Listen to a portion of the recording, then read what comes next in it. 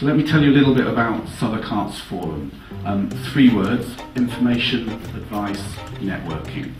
Sometimes we like to bring all those 3 things together through events like today. So hopefully we're going to be sharing a fair amount of information. We're going to ask you to identify barriers and solutions. So we're going to ask you in the morning to be negative and in the afternoon to be positive.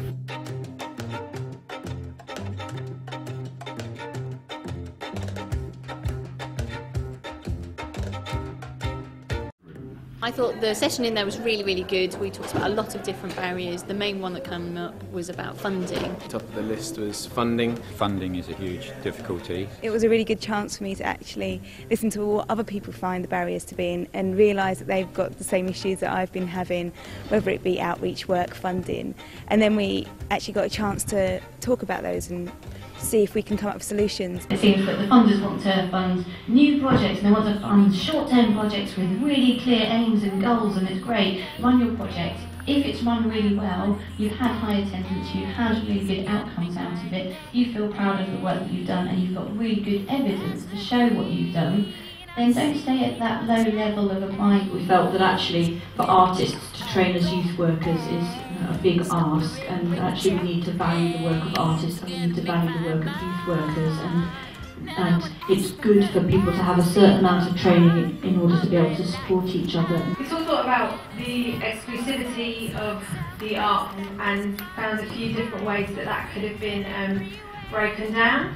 So one way was to have more consultation with young people, and linked to that was the importance of role models and the issue of if you're bringing a young person into an atmosphere where it's a very new thing for them, how can we actually offer them something that they would recognise or feel comfortable with in that environment? I've been inspired by particularly some of the case study groups. Fashion Free is a youth project that I started in 2008. It's about using West African textiles and fashion as a way of getting young people to think about issues of culture and identity, but more importantly to combat negative stereotypes about young people. A barrier is starting from nothing, just having an idea and knowing where to take it.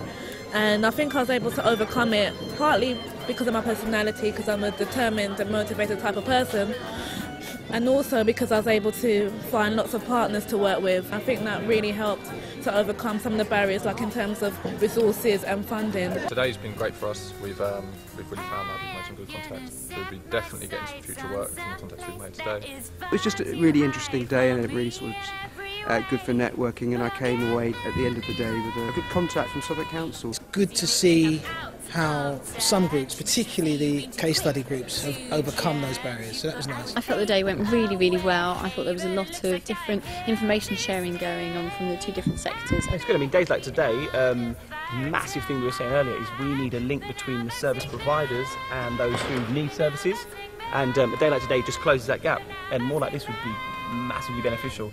So awareness helps a lot, and this is what this did today. So.